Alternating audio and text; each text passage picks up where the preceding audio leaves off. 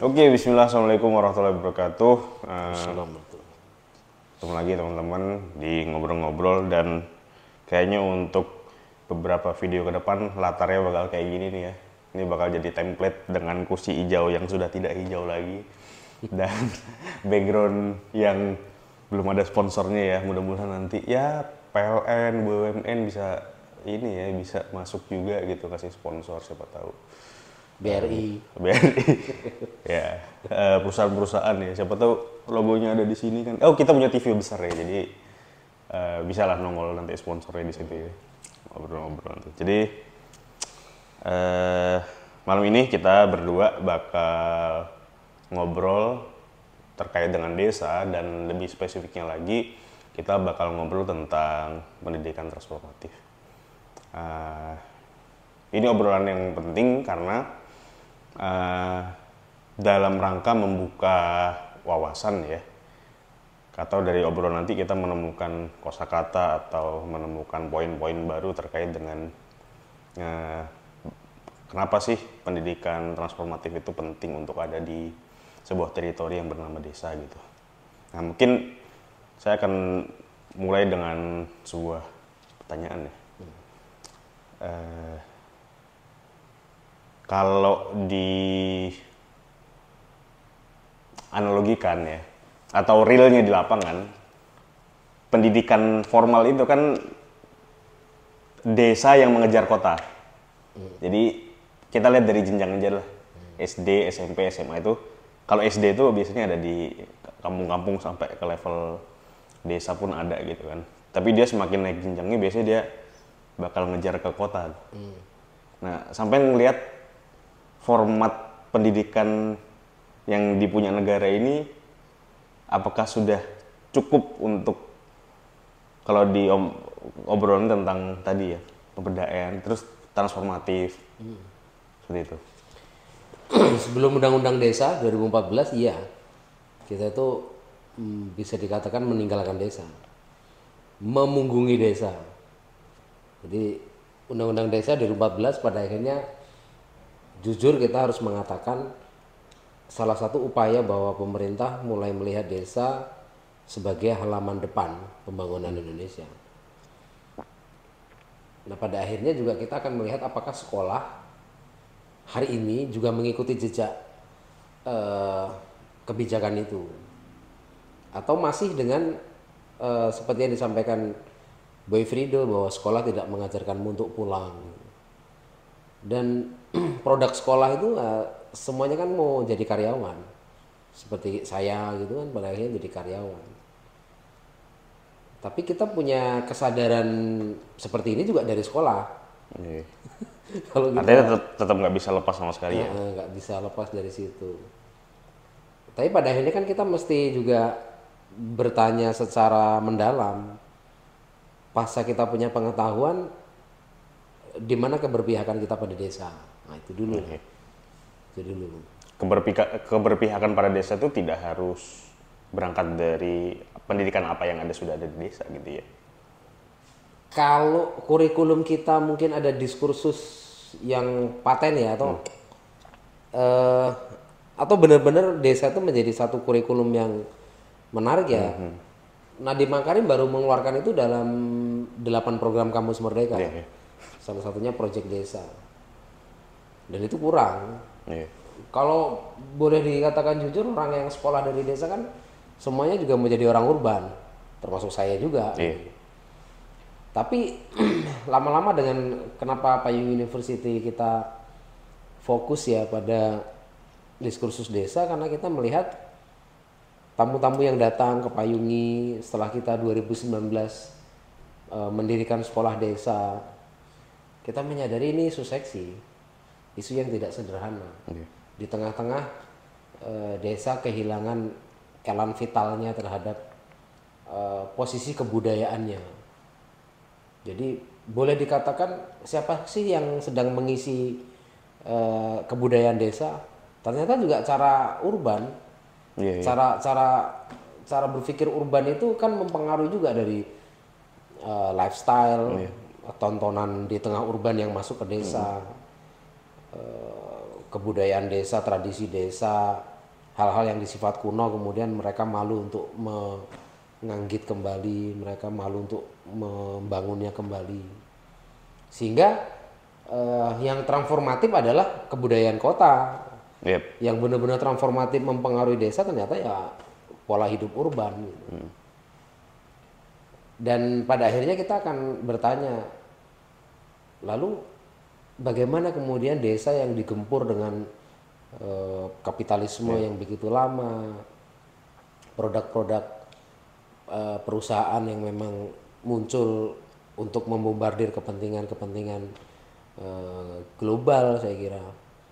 Bahkan kalau kita melihat kenapa kok di Lampung Barat ada kopi saset kan? Iya, itu sebuah ironi banget kan? Ya, dia tidak bisa mendefinisikan. Padahal kan di tempat itu kopi ada. Iya. Tapi karena mereka gagal membuat kebudayaannya, menawarkan sebuah cara minum kopi versi mereka, menawarkan sebuah merek yang memang asli dari mereka, punya storytelling ya, kan? Orang dia mendefinisikan diri sendiri aja nggak bisa, kemudian kita mengajak mereka storytelling, tentu jauh banget tuh. Tapi ya kita mulai menyadari kita punya dosa, dan kita menebus dosa itu dengan memikirkan apakah desa juga bisa kita isi. Semakin banyak kita membuat diskursus tentang desa, membahas desa, ini kita menebus dosa kita bahwa selama ini memang kita meninggalkan desa. Kita tidak menjadikan desa sebagai halaman depan pembangunan. Ya, kita ngobrol tentang pragmatisme ini ya, pragmatisme SDM di desa ya, bahwa pendidikan itu kan tidak secara langsung berpengaruh secara positif dan signifikan terhadap pendapatan kan, karena isu di desa itu kan sebenarnya mungkin kalau bisa diperingkatin yang pertama kesejahteraan ekonomi mungkin ya, kesejahteraan ekonomi. Jadi pendidikan apakah vice versa dengan peningkatan kesejahteraan ekonomi, tentu orang desa akan bisa punya argumentasi bahwa mereka mungkin akan memprioritaskan kerja keras. Jadi lulus sekolah mungkin SMP, SMA ya, ya bekerja di ladang, di sawah, yang bisa memang benar-benar itu lapangan pekerjaan yang ada di depan mereka, daripada mereka kemudian mengambil satu pendidikan sebagai cara untuk menaikkan taraf berpikir gitu. Gimana kalau pandangan sampai itu? Selama tidak ada jaminan bahwa hasil dari pendidikan orang-orang desa mengembalikan mereka untuk bicara desa, desa malah akan memberikan SDM terbaiknya untuk mengisi ruang kota. Termasuk kita juga. Iya.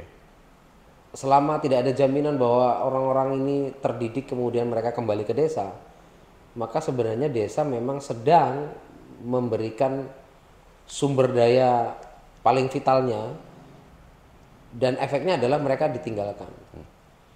Tidak ada yang salah, kita tidak menyalahkan siapa saja, tapi mesti ada orang yang mikir bahwa ini desa kok anak-anak hebatnya yang mungkin dulu sekolahnya ranking-ranking, pinter, sekolah tinggi-tinggi, kemudian juga tidak menghasilkan orang-orang yang kembali memikirkan masa depan desa secara keseluruhan. Ya, ini kita tidak bicara satu skup desa saja, tapi bicara tentang konteks keindonesiaan kita. Bung Hatta kan di ruang sekolah desa kita kan menyebut bahwa Indonesia tidak akan bercahaya karena obor di Jakarta, tapi Indonesia itu akan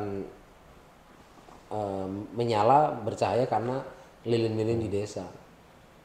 Itu menunjukkan bahwa dimensi keberagaman kita melihat desa dengan berbagai kekayaan, bahkan menyebut desa pun sebenarnya sudah Jawa sentrism.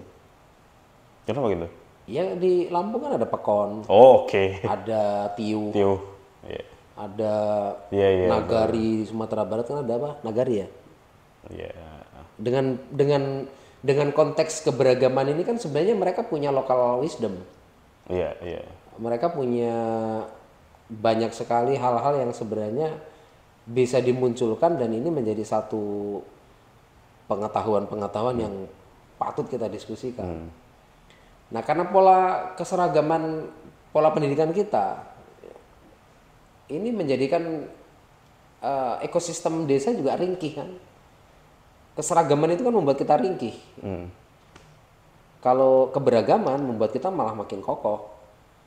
Dengan desa, orang-orangnya, kebudayaannya, tariannya, hampir mungkin semua yang kita sebut dengan produk ekonomi kreatif itu sebenarnya awal mula dari desa. Dari desa. Mau ngomong tarian, mau ngomong musik, mau ngomong tentang kerajinan, kita bicara tentang yang ukir, yang apa namanya, hasil cipta karsa karya orang-orang desa itu kan hari ini ya menjadi serpihan-serpihan yang negara mencoba memberikan wadah tapi kurang, mencoba memberikan ruang tapi tidak cukup. Nah, pada posisi makroekonomi kita akan kehilangan cara berpikir melihat pengembangan ekonomi. Kalau kemudian desa ditinggalkan kan uang yang akan ngalir ke desa hanya jadi lewat. Dikirim tuh dana desa 1 miliar. Karena mereka tidak siap menyerap dan menyelamatkan perputaran di tingkat lokal, memutar konsumsi lokal. Ya jatuhnya uang itu lewat aja. Untuk bangun, untuk beli apapun, belinya di kota. Karena juga bank tidak hadir di desa. Bank hadirnya di pasar-pasar kecamatan dan kemudian kecamatan paling ke pasar induk besar yang punya bank ada ATM-nya. Ya meskipun sekarang sudah ada apa namanya BRI Link, macam-macam bank yang coba membuat kanal-kanal di desa itu. Tapi sebenarnya uang itu cepat sekali balik lagi ke kota. Belum gempuran produk-produk kota. Apa namanya sampo, pasta gigi, bahkan di desa banyak kelapa. Tapi ya Sunkara juga bisa masuk gitu. Jadi kita mau menyelamatkan desa dari sistem apa? Sistem berpikirnya dulu.